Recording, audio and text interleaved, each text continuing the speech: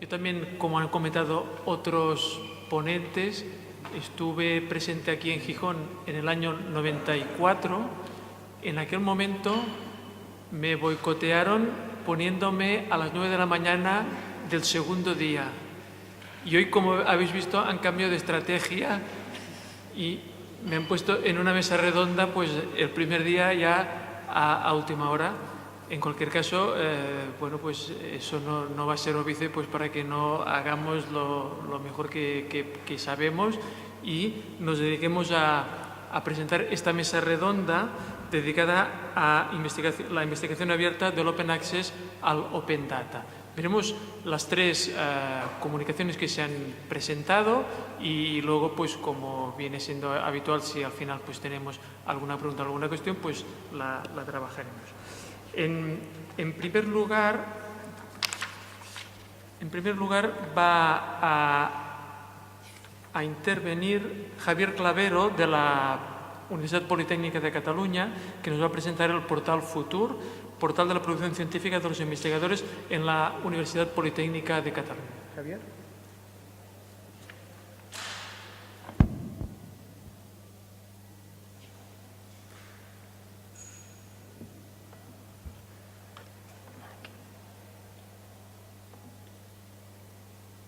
Vale, bueno, como ha dicho Ernest, os presento el nuevo portal de producción científica de los investigadores de nuestra universidad. Para empezar, bueno, como vamos un poco tarde y supongo que ya estamos todos un poco cansados, voy a ir rápido en el tema de antecedentes. En nuestra universidad, hace unos años, bueno, concretamente en el 95, se crea Fénix, que es el CRIS de la universidad, y las bibliotecas, participan en el proceso de la producción científica, dando soporte a la certificación de las publicaciones y introduciéndolas en el catálogo de bibliotecas. Más adelante, en el 2001, se crea PhoenixDoc, que era, el portal de producción científica de la universidad, pero que solo era consultable por los miembros de la universidad. Con los años, Fénix se quedó totalmente obsoleto y la universidad decidió desarrollar un nuevo sistema, un nuevo CRIS, que se denominó DRAC, que sustituye a Fénix. En este momento, el Servicio de Bibliotecas adquiere dos compromisos. El primero, revisar los datos bibliográficos de las publicaciones que introducen los investigadores en el CRIS y, por otro lado, el desarrollar un nuevo portal de la producción científica, que es Futur, el portal que hace un año pusimos en funcionamiento y que hoy os presento aquí. Los objetivos de Futur son, por un lado, proporcionar a los investigadores una página personal corporativa, es decir, una página donde ellos puedan consultar y tener toda su producción científica, ¿vale? Nuestro objetivo es que Futur se acabe convirtiendo como en el portal institucional de los investigadores de la UPC. Por otro lado, difundir toda la investigación desarrollada por la universidad a través de un único portal. Hasta ahora, muchas veces lo que pasa es que los departamentos, los grupos, cada uno tiene su paginita con su producción. Lo que buscamos con Futur es unificarlo todo de manera que toda la producción esté accesible desde un único punto. Y, finalmente, incrementar la visibilidad y el impacto en Internet de la producción científica de la universidad. Para desarrollar este proyecto se constituyó un grupo de trabajo del Servicio de Bibliotecas formado por el director, el técnico informático, aquí presente, los responsables de las unidades del Servicio de Bibliotecas y una revisora de calidad, es una bibliotecaria, que participa en el proceso de revisión de los datos del CRIS. Y también se formó una asociación de colaboradores, sin los cuales no podíamos haber hecho este portal, como fueron el Servicio de Información RDI, que es el encargado de gestionar el CRIS de la universidad, el Centro de Transferencia Tecnológica, la Escuela de Doctorado, la Oficina de Patentes y el Servicio de Comunicación y Promoción de la universidad, que es quien nos dio el diseño del portal, el diseño gráfico. El proyecto se desarrolló en dos fases, una fase que duró el 2012-2013, que fue una fase de análisis de requisitos y desarrollo. Se realizaban reuniones semanales por el equipo del Servicio de Bibliotecas y puntuales cuando era necesario con los demás colaboradores. Y en el 2014 hubo una segunda fase que fue la de validación y puesta en explotación. Se presentó el portal a 10 investigadores de la universidad y también al vicerrector de investigación y a la comisión de investigación, de manera que nos dieran un feedback de qué opinaban sobre el portal y posibles modificaciones y mejoras que podíamos hacer antes de ponerlo en explotación, cosa que se realizó el 23 de abril del 2014. Aquí aparece 2015 porque hace más o menos un mes pusimos en marcha una segunda versión donde introdujimos toda una serie de mejoras. La primera es una mejora de visualización en dispositivos móviles. El portal es totalmente consultable desde cualquier dispositivo móvil. Rediseñamos la home. Introdujimos los datos de las visitas, que luego veremos, en las páginas de los investigadores y de los grupos y unidades, y añadimos un QR en forma de card o de contacto en la ficha de investigadores y organización. Y ahora viene un poco la demo. Esto siempre es más bonito verlo.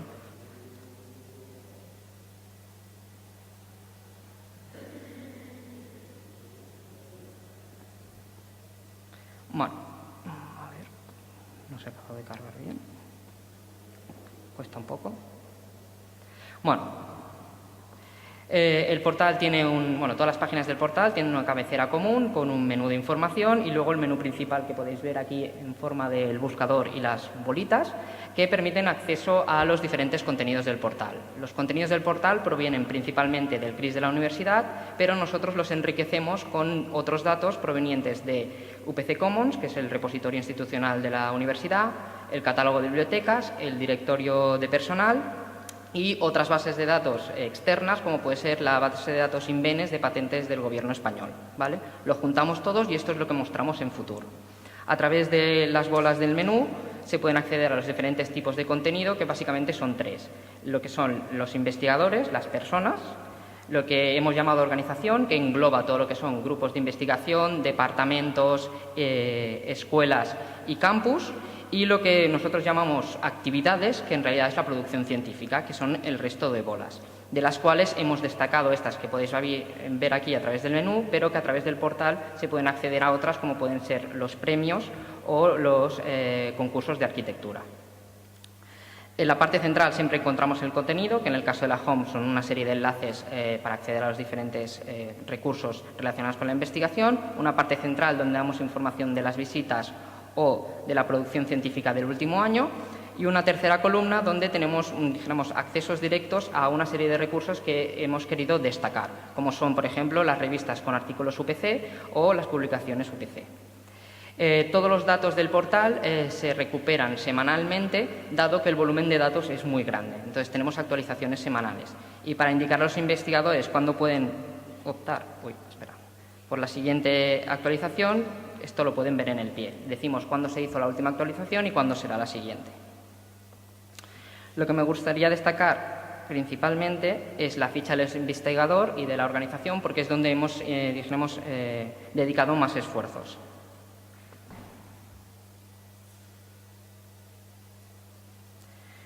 En la ficha de un investigador, principalmente, lo primero que vemos son los datos propios del investigador, que en este caso, en esta ficha, son muy reducidos. Hay tres tipos de datos: datos que provienen del CRIS y se muestran directamente, como los que podemos ver aquí; datos que provienen del CRIS y que después el investigador podrá decidir si publica o no a través de este enlace que pone aquí, completa tus datos; y finalmente datos del propio portal que el investigador introduce y que no se contemplaban en el CRIS, como el tema de las redes sociales, ¿vale? Si ahora buscamos una ficha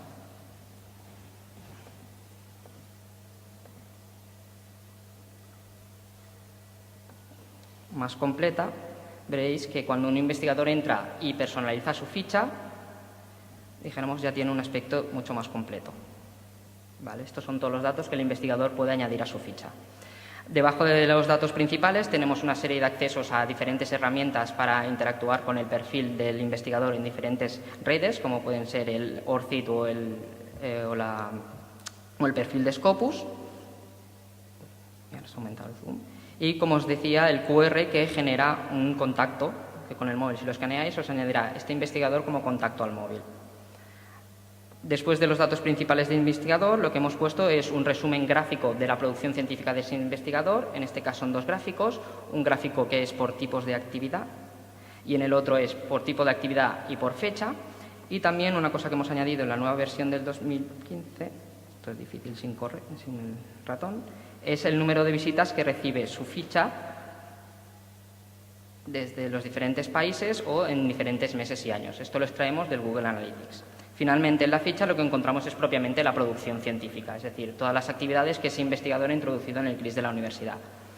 Para cada una de las actividades tenemos una serie de datos según el tipo de actividad, por ejemplo, la revista si se trata de un artículo, y una serie de herramientas que nos permiten, dijéramos, interactuar con la actividad. En el caso de ser una actividad en acceso abierto, podemos tener el abstract o el acceso al documento. A través de los filtros de la derecha, estos de aquí, podemos filtrar los diferentes, la producción científica de manera que podamos hacer búsquedas dentro de la producción científica del investigador. Si accedemos a una actividad, obtenemos una ficha completa de todos sus datos y de los participantes de la actividad. Y en el caso de ser una actividad en acceso abierto, también el acceso a los ficheros directamente que hay en el repositorio. Para que veáis un ejemplo de organización, si buscamos un grupo de investigación,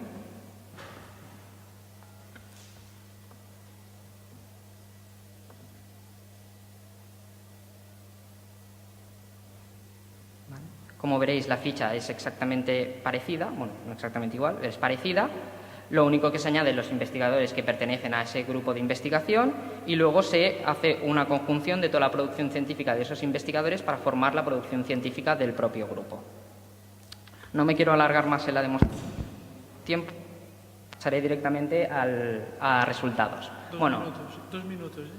2 minutos acabo. Respecto a los contenidos, estos números que hay aquí son los contenidos que... lo que hemos notado es que ha habido desde que publicamos el portal ha habido un incremento de los contenidos, es decir, de la preocupación por los investigadores por añadir toda su producción en el CRIS de la universidad.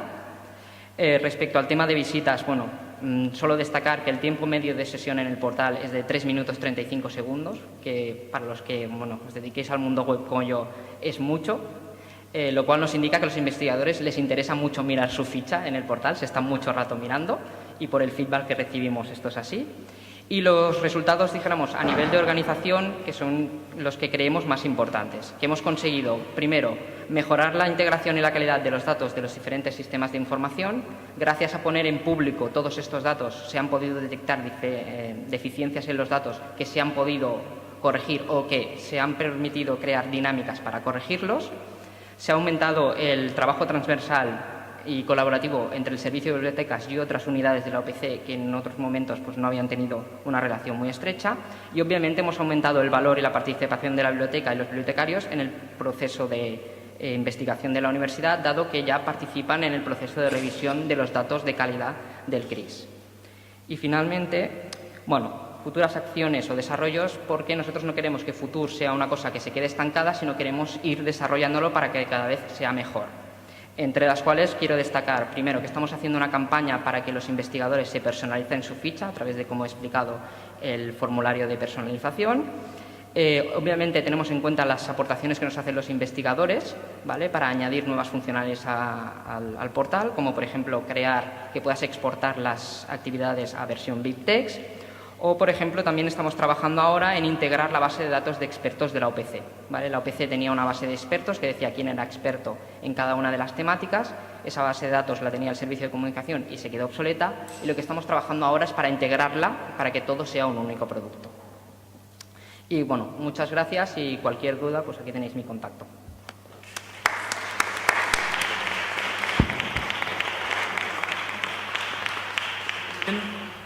Después de esta primera presentación sobre cómo abrir los datos de la producción científica, digamos, centrado en lo que es la producción científica, a continuación Marisa Pérez Aliente nos va a presentar el portal Pagoda, que está centrado en los datos.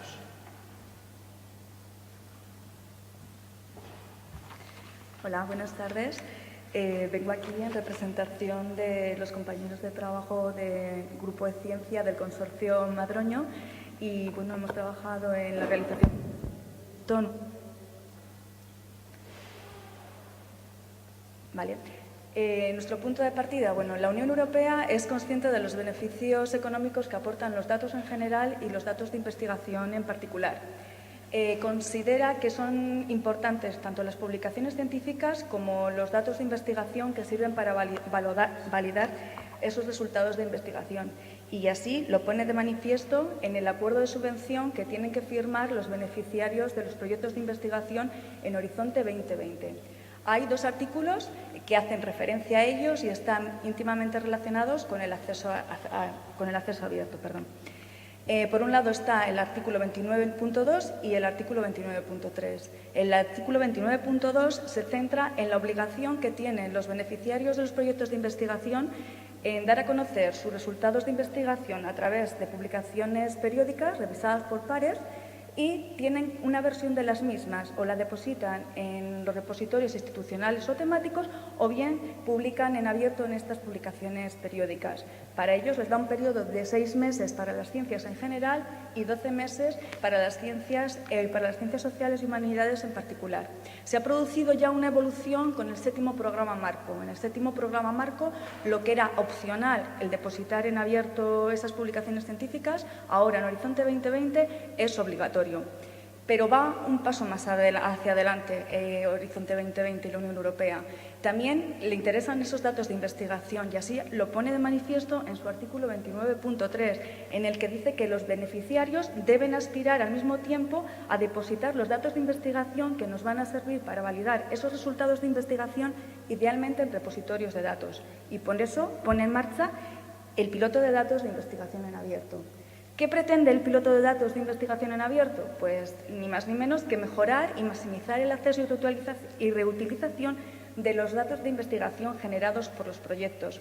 Será un objeto de seguimiento por parte de la Comisión con el fin de desarrollar en un futuro directrices en el próximo programa marco, posiblemente. Hay una serie de áreas que participan en este piloto de investigación. Son 7 en concreto y son las que aparecen en esa lista que, por razones de tiempo, no las voy a obviar ahora mismo.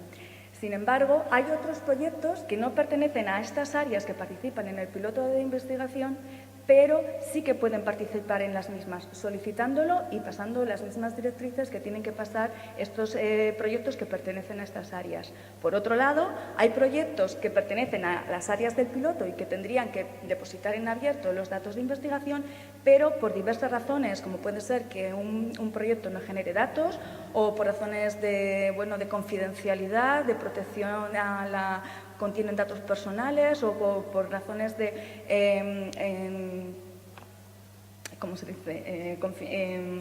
seguridad nacional, pues no vayan a participar y opten por salirse del proyecto de datos de investigación. Con respecto a los datos de investigación, lo que dice el acuerdo contractual es que se deben depositar los datos que van a validar los datos de investigación, los resultados de investigación, preferiblemente en repositorios de datos. Asimismo, deben estar licenciados, nos sirve una licencia Creative Commons mismamente, para que se puedan reutilizar, distribuir, publicar, etcétera, etcétera, etcétera. Y al mismo tiempo, los investigadores deben poner las instrucciones y el software necesario para que se puedan reproducir esos datos de investigación. El artículo 29.3 está dirigido a los datos y a los metadatos que validan los resultados de investigación, pero también a otros datos y otros metadatos que se han recogido en un plan de gestión de datos.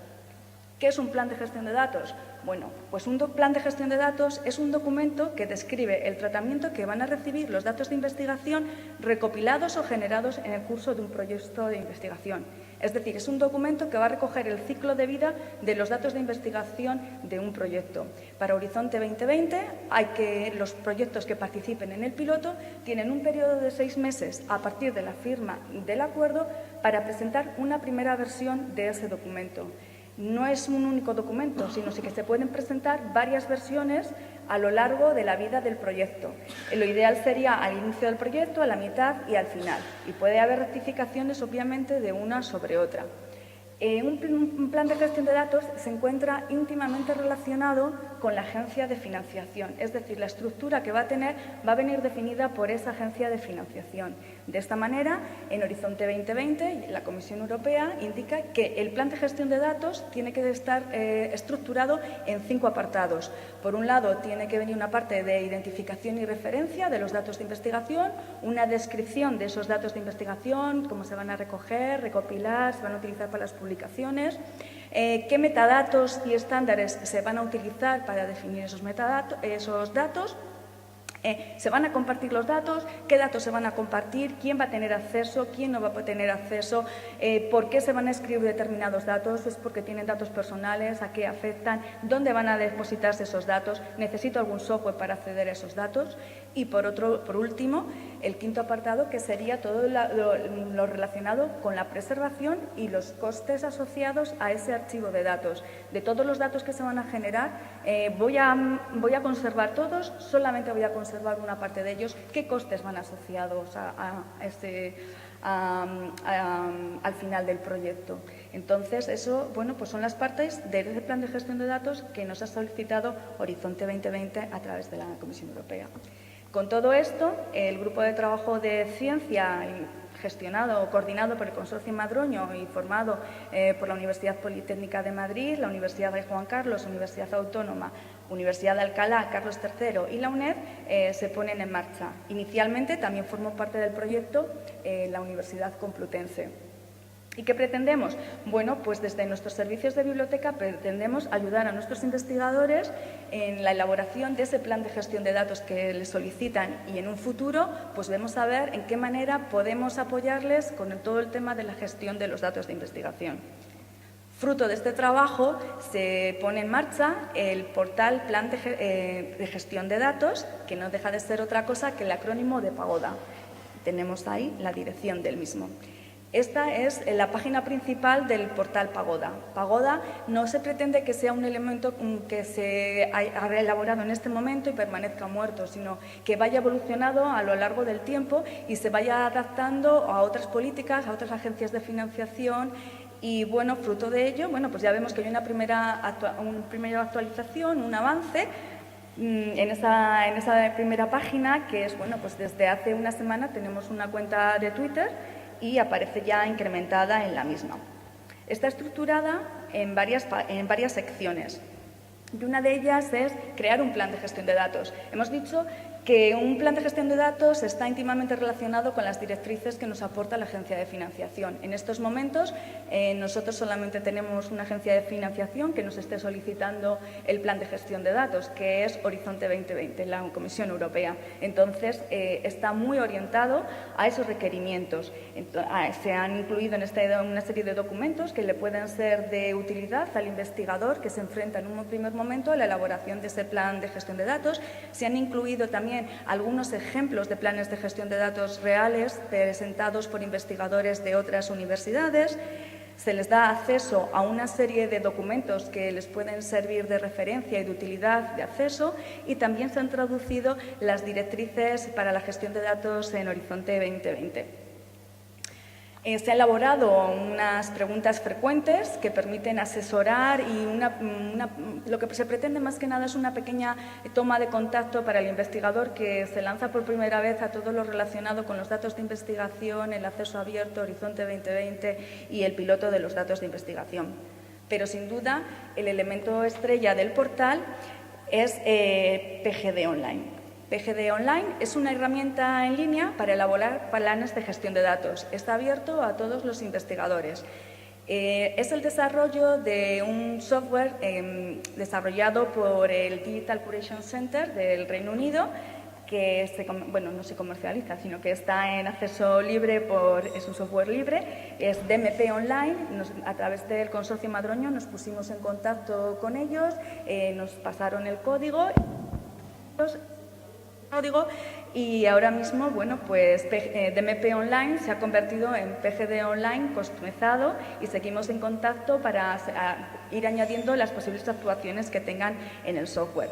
Esta es la página de acceso, habría que registrarse y también se ha creado un videotutorial que indica, bueno, pues cómo se trabaja con el software.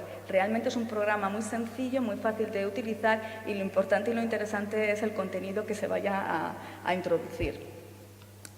Como punto de un origen para que cualquier investigador que desde nuestras instituciones tenga alguna duda, pues se han introducido las direcciones de correo electrónico de los servicios donde se les puede asesorar. Y lo que se pretende es, bueno, pues que, como hemos dicho, que no se quede en un portal estanco, sino que tenga un futuro. Ahora mismo pues nos estamos dedicando a difundir el portal Pagoda, tanto al personal bibliotecario como a los investigadores. Se pretende el mantenimiento y la actualización de la página web.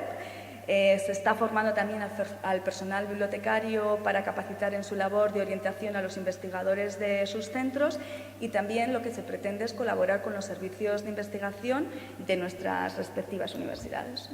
Muchas gracias. Muchas gracias, Marisa. Y finalmente, pues la otra presentación no va ni de publicaciones ni de datos, sino del comportamiento o de, si digamos, la actitud de los investigadores respecto al uso de las redes sociales académicas. La reputación académica y el uso de las redes sociales por los investigadores del área de humanidades de las universidades de León y Salamanca, y presenta a la profesora de la Universidad de León, Blanca Rodríguez Bravo. Buenas tardes. Yo agradezco que se me concedan 12 minutos en vez de 59 segundos, que creo que es lo que van a conceder mañana, para exponer los pósters. Y bueno, pienso que voy a tener bastante tiempo, y si no, haré como la compañera que me ha precedido, no para de hablar de manera que Ernest no puede interrumpir, se ha incapacitado. Bueno, ¿de qué trata ese trabajo? Pues trata de indagar acerca de la percepción de los profesores universitarios, en concreto de los profesores de humanidades, sobre la capacidad de construcción y mantenimiento de la reputación académica por medio de las nuevas redes sociales en línea, que, como sabemos, pues utilizan técnicas de cruce de datos que ofrecen a los usuarios formas para organizar y conducir o compartir su investigación, que pueden ayudarles a conocer y a promocionar sus logros en la academia.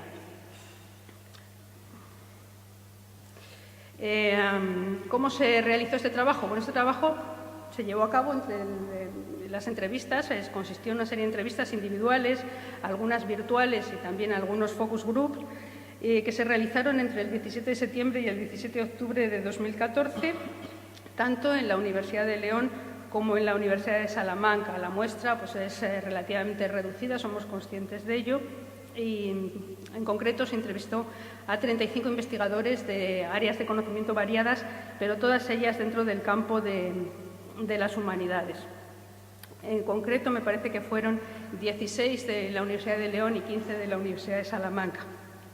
¿Qué cuestiones se les plantearon a estos investigadores? Bueno, pues queríamos saber si conocían las posibilidades de estos sistemas de construcción o de mantenimiento de la reputación online, qué opinión les merecían, si habían utilizado alguna vez alguno, cuáles. Bueno, pues nos encontramos que conocían algunos gestores bibliográficos, en general conocían Mendeley, conocían algún otro, EndNote, alguna otra plataforma de ese tipo, conocían LinkedIn, aunque no le daban demasiada, bueno, no la reconocían como de mucha ayuda en el ámbito académico, y conocían fundamentalmente, como veremos, y algunos de ellos utilizaban Academia Edu y ResearchGate. También se les preguntaba a los que no las utilizaban, pues por qué no las utilizaban, qué se lo impedía, si las utilizaban, cuáles eran los beneficios potenciales que les habían conducido a utilizarlos, por qué no se utilizaban con mayor frecuencia, qué servicios les habían resultado satisfactorios y cuáles no, y cómo habían conocido las plataformas. Asimismo, pues se les cuestionaba sobre qué servicios les habían parecido más útiles, por qué eran útiles, en qué sentido, qué actividades realizaban ellos para mejorar su reputación, que no tenían cabida en estas plataformas y que, sin embargo, consideraban que eran importantes y que debieran tenerla. Se reconocía también que, en general, estas plataformas gestionaban fundamentalmente publicaciones y artículos, y que se les preguntaba si eso era una desventaja en su campo, habida cuenta de que eran profesores de humanidades que utilizan todavía muchos libros, además de revistas. Se les preguntaba, por tanto, si se creían que se debían gestionar también libros, cómo encajaba en el flujo de su dedicación a la investigación o a la docencia el uso de estos servicios de construcción o mantenimiento de la reputación, qué obtenían de su utilización. Igualmente, se les cuestionaba acerca de si consideraban que esas herramientas reputacionales iban a tener influencia en su éxito académico en el futuro, qué creían que podría suceder si su reputación futura se basase en la imagen online de su trabajo exclusivamente. Hablamos también sobre que claramente gran parte de nuestro trabajo diario como profesores e investigadores no son publicaciones, son también dirección de trabajos, tutorías, revisión de artículos, etcétera, trabajos que no se muestran en esas plataformas online y que, por tanto, pues, podían estar mostrando una imagen parcial de nuestras tareas diarias. Se les preguntó también pues, cómo consideraban ellos que se gestionaban o se regulaban en las plataformas problemas como la confiabilidad, la privacidad y otros riesgos de ese tipo. ¿Qué pensaban de que se consideraran las métricas o el uso de las redes sociales con fines de consolidación de plazas o con fines de promoción? ¿Hasta qué punto debieran utilizarse? Finalmente, ¿qué habilidades o si consideraban que eran necesarias algunas habilidades o características personales para participar en estas plataformas y si habían apoyado, si el uso de esas plataformas en sus instituciones se había apoyado con algún tipo de recursos? Si consideraban que las plataformas reputacionales eran más bien algo de los académicos jóvenes y que por qué, si era porque estaban más habituados a utilizar otras redes del tipo Facebook o Twitter o porque simplemente se encontraban en una fase distinta de su carrera en la que tenían más necesidad de promocionarse. Bueno, respecto a los resultados obtenidos en la Universidad de León, de 16 entrevistados, 11 de los participantes tenían perfiles, fundamentalmente la mayoría en academia, pero también algunos en ResearchGate. Y en el caso de la Universidad de Salamanca, 8 de 15 participantes también tienen perfiles en academia o en ResearchGate o en ambas redes. Los resultados mostraron que las respuestas recogidas en ambas universidades eran muy similares, que los profesores de humanidades no perciben las redes sociales académicas como instrumentos importantes para la gestión de su reputación académica y que los que las utilizan fundamentalmente eran académicos por debajo de los 55 años. Nuestros entrevistados estaban en una horquilla entre los 28 y los 67 años. Y bueno, los investigadores por debajo de 55 años con una importante dedicación a la investigación y sobre todo, procedentes de áreas de conocimiento donde las revistas son el principal medio de comunicación. Fue el caso, por ejemplo, en la Universidad de León, recuerdo, de los profesores de prehistoria y de historia medieval, entre los entrevistados. Porque nos encontramos también que muchos de los entrevistados pues, tenían unas tareas, estaban más enfocados a la docencia, incluso pues, a las relaciones con la sociedad, más que la investigación. En esos casos, pues, el uso que hacían de esas plataformas era pues, muy escaso o nulo. Bueno, la mayoría de los investigadores entrevistados eran conscientes de que no sacaban el partido suficiente a estas plataformas, que el uso de las funcionalidades que realizaban era muy limitado y su justificación principal era la escasez de tiempo, evidentemente porque no las conciben como fundamentales, ¿no? Pues si no, pues les darían prioridad, aunque ciertamente pues los profesores universitarios tenemos responsabilidades más allá de la investigación, tenemos responsabilidades como docentes y tenemos, como sabemos los que lo somos, una creciente ocupación en tareas vinculadas a la gestión y administración que también nos consume muchísimo tiempo. Bueno, los entrevistados, los profesores entrevistados que tenían o que tienen perfiles en las redes académicas, dice que los tienen para compartir los resultados de su investigación, pero no suelen aludir a su imagen o a su reputación académica como motivo.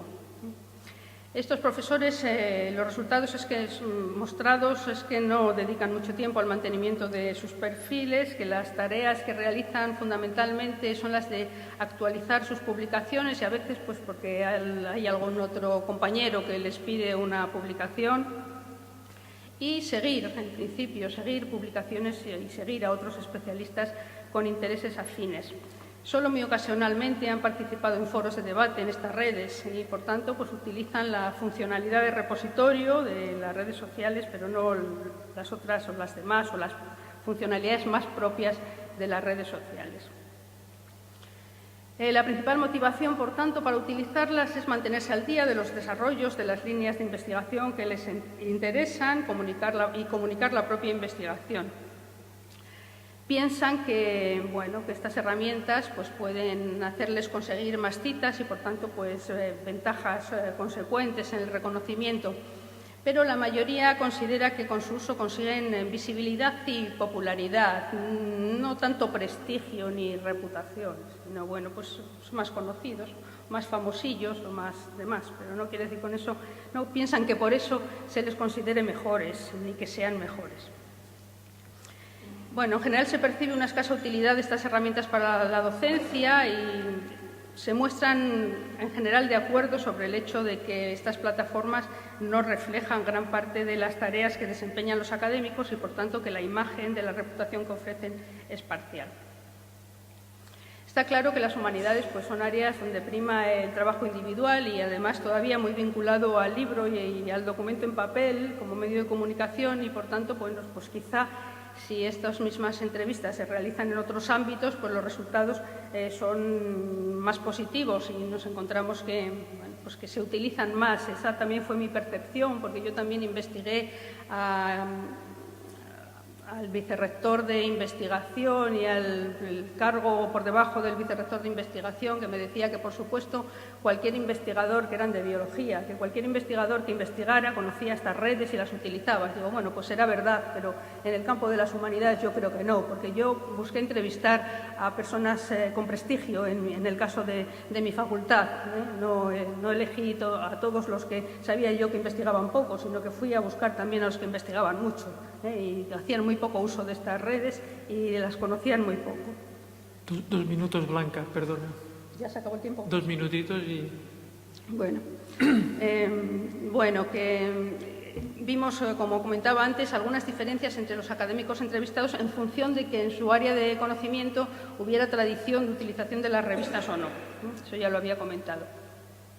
No apreciamos diferencias entre los humanistas de las distintas categorías entrevistados, que entrevistamos también pues, desde personas en formación a titulares de universidad, titulares de escuela universitaria, catedráticos de universidad, catedráticos de escuela universitaria, ayudantes doctores y contratados doctores de todas las categorías. Sí vimos que los profesores de mayor edad pues, no perciben en muchas ocasiones y ni siquiera conocen las redes sociales académicas como herramientas que puedan contribuir a cimentar su reputación académica. Yo encontré que muchos de ellos no lo hacían por rechazo a la tecnología, sino uno de los problemas que encontraban también era la lengua, el inglés, el poco manejo que tenían de la lengua inglesa. Ese era un problema para ellos, más que la tecnología.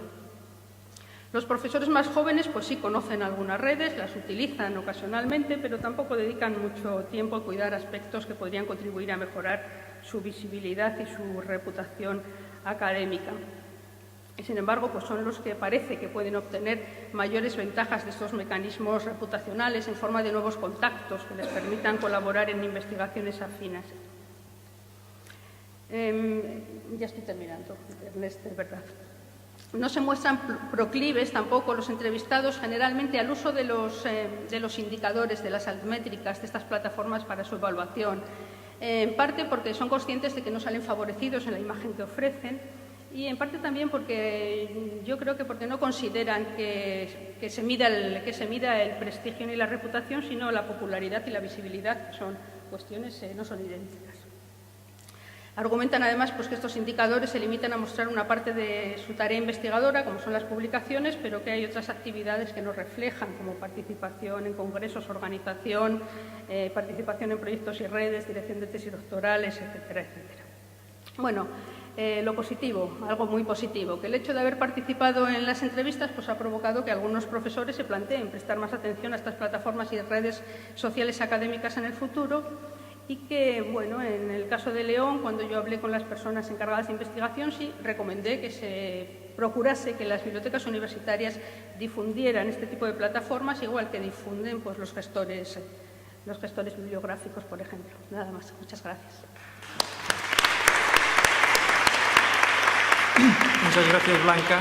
Y disculpa, Bueno, ya tenemos estas tres perspectivas: el repositorio sobre publicaciones científicas, sobre datos de investigación y este estudio de usuarios de comportamiento de los sujetos del proceso de investigación.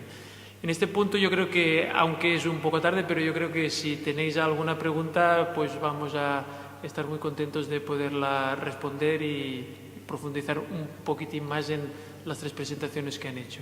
¿Alguien tiene alguna cuestión?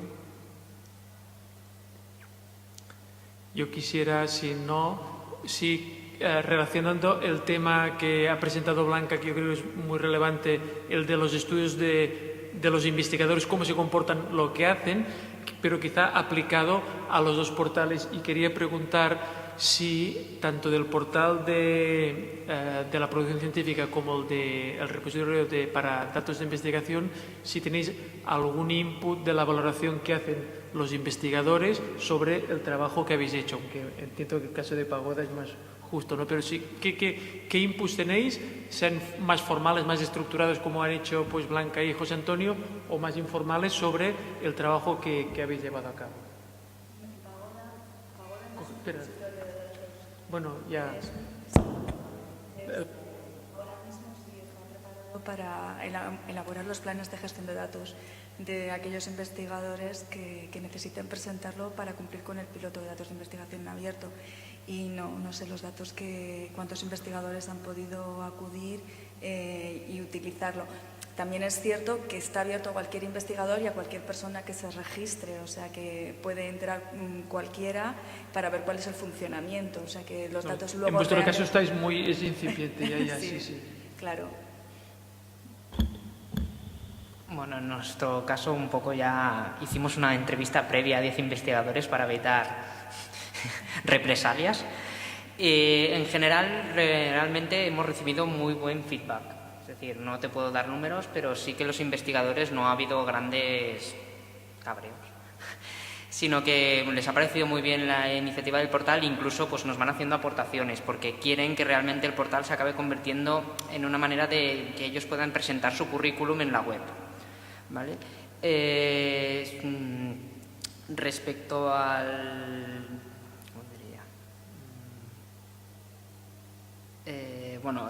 respecto a las peticiones, que sí que algunas peticiones han sido negativas, dijéramos, porque hay algunos investigadores que hay cosas que no les gusta mostrar. Pero bueno, nosotros siempre intentamos explicarles que bueno, eso es lo que hay en el CRIS y es lo que nosotros mostramos.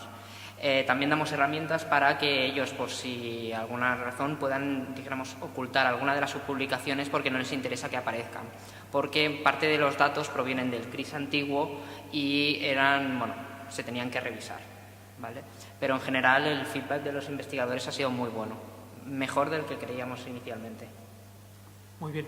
Y a Blanca quería preguntarle si vais a seguir estudiando otros aspectos, aparte del uso de las redes sociales, con investigadores. Digamos, esta línea la vais a continuar y ¿por dónde?